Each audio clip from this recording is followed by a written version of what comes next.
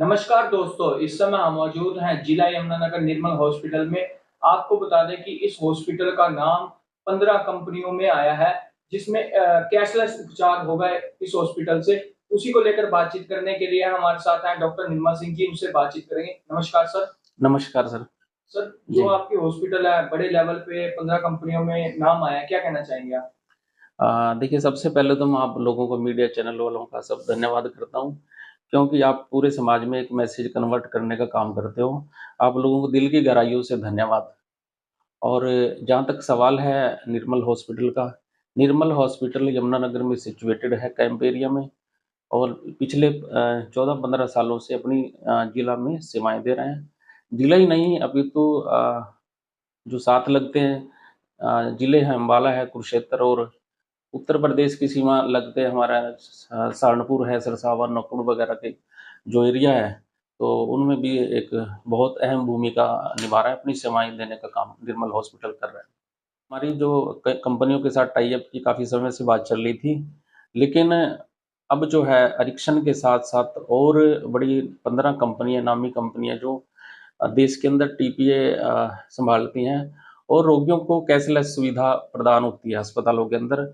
एक कैशलेस उपचार free available होता है। उसमें एक तो मरीज को भी कोई परेशानी नहीं होती, और उसमें स्टाफ मैनेजमेंट को भी कोई दिक्कत नहीं आती।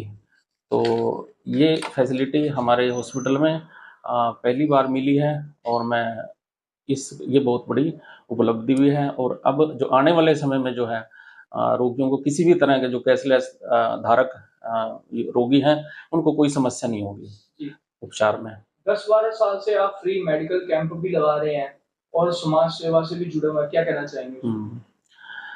देखिए, समाज सेवा का और जो भाव है एक, वो एक, ये मानो कि एक विरासत में, एक ब्लड में है।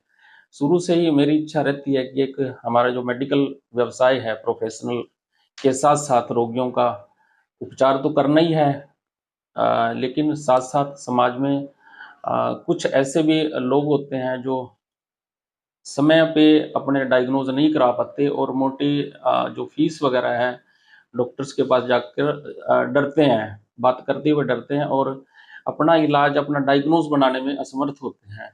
तो इसी चीज़ को ध्यान में रखते हुए निर्मल हॉस्पिटल की ओर से पिछले 12-13 साल से हम लोग फ्री एक मेडिकल चेकअप का आयोजन करते हैं, और ये आयोजन हर माह महीने की 19 तारीख को किया जाता है। जी। और जिसमें सांस दमा रोगी, शुगर और बीपी, हाई कोलेस्ट्रॉल के रोगी पाए जाते हैं। और जो भी मौके पे टेस्ट होते हैं सांस संबंधित रोग, जो बीमारियां होती हैं, उनमें स्पायरोमीट्री के द्वारा एक सांस की और एक फेफड़े की क्षमता की हम जांच करते हैं स्पेशली उस दिन। और इसकी जो कॉस्ट है 800 से 900 हजार रुपए तक की जो इसका खर्चा होता है, वो इस कैंप में बिल्कुल निःशुल्क किया जाता है निर्मल हॉस्पिटल की तरफ से। और ये काम हम अ, आगे भी करते रहेंगे। जब जब भी हम सेवाएं इस फील्ड में रहेंगे, तो निश्चित तौर पे समाज को, देश हित में और प्रदेश हित में काम करते रहेंगे, रोगियों की सेवा करते रहेंगे। जी। समाज सेवा के साथ-साथ आप राजनीति में भी हैं, बहुजन समाज पार्टी से काफ़ी समय से जुड़े हुए हैं। कल बैठक भी हुई थी, तो पार्टी सुप्रीमो बहन कुमारी मायावती जी ने आकाश आनंद जी को दोबारा से उत्तराधिकारी बना दिया है और आप भी वहाँ गए थे, तो क क्या दिशा निर्देश दिए गए हैं कार्यकर्ताओं को? कल लखनऊ में बहन जी की एक राष्ट्रीय मीटिंग थी, जो समीक्षा मीटिंग भी थी, जिसमें एक पार्टी का जो परिणाम आने चाहिए थे, वो उस लेवल से नहीं आए, क्योंकि रीज़न बहुत सारे हैं। कुछ विपक्षी दल अपने मकसद में कामयाब हुए हैं, जो झूठी अफवाहें फैलाई गई हैं, चाहे वो कांग्रेस के द्वारा, चाहे बीजेपी के द्वारा। तो कल समीक्षा मीटिंग हुई, और उस पे जो भी आदेश बहन जी ने दिए हैं, उनके ऊपर पालन किया जाएगा। और आदरणीय श्री कासनन जी को पुनः, उनको पूरे देश का कोऑर्डिनेटर बना करके हमारे बीच में भेजा है, और बहुजन समाज पार्टी का उत्तराधिकारी भी घोषित किया है। तो ये भी मैं जानकारी आप लोगों को आपके चैनल के माध्यम से देना चाहता हूँ। जी। हरियाणा प्रदेश में धर्मपाल तिगड़ा जी को बड़ी ज़िम्मेवारी मिली है, तो किस तरीके से बदलाव देखने को मिल सकता है आने वाले समय में? धर्मपाल तिगड़ा जी हमारे लिए बहुत आदरणीय हैं, और इस जिले के रहने वाले हैं। वो पिछले 10-15 सालों से बहुजन समाज पार्टी की मिशन मूवमेंट में काम कर रहे हैं। कई पदों पर भी रह चुके हैं, प्रदेश कार्यकारिणी के सदस्य भी हैं, और अब उनको आदरणीय बहन मायावती जी ने प्रदेश का अध्यक्ष लगा करके हमारे बीच में भेजा है। एक बहुत बड़ी जिम्मेवारी है। तो मैं आदरणीय धर्मपाल तिगरे जी को इसके लिए बहुत बहुत बधाई भी देता हूँ और बहन जी का बहुत बहुत धन्यवाद भी करता हूँ। जी, आप भी रादौर विधानसभा से काफी समय से मेहनत कर रहे हैं और जनता के बीच में जा रहे हैं, तो क्या कहना चाहेंगे?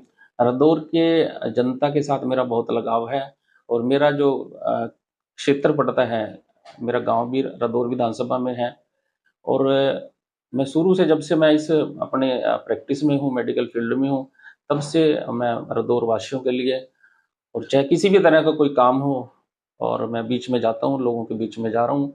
अब जनता की खुद की आवाज़ है कि डॉक्टर साहब आप राजनीति में हो और हमारी विधानसभा से आप चुनाव लड़ें।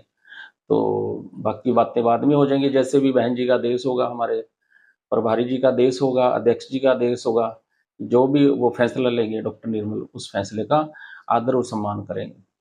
अगर आपको पार्टी टिकट दे देती है और आप यहाँ से जीत जाते हैं रादौर विधानसभा से, तो आपने वहां की विधानसभा के लिए 2-3 काम बताओ जो आपने सोचे हुए हैं। यहाँ की जो विधानसभा का जो रादौर का देखते हैं, एक सब तहसील भी है यहाँ पे, और रादौर विधानसभा के अंदर खासकर रादौर में एक सरकारी अस्पताल भी है, जो जिसकी हालत काफ़ी खस्ता है। अस्पताल सिर्फ नाम का है सरकारी अस्पताल, सुविधाओं की वहाँ पे अभाव है, ना कोई ढंग से पैथोलॉजी लैब है, ना कोई अल्ट्रासाउंड मशीन है, ना कोई सीटी स्कैन मशीन है, जिससे लोगों को इवन की कई बार दवाइयाँ भी उपलब्ध नहीं होती।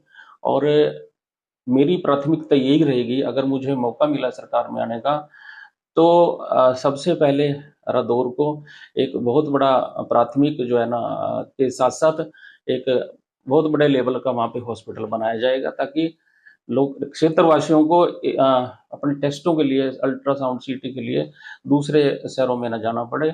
सारा का सारा जो टेस्ट इन्वेस्टिगेशन है वो एक ही छत के नीचे सब सुविधाएँ मिल सकें।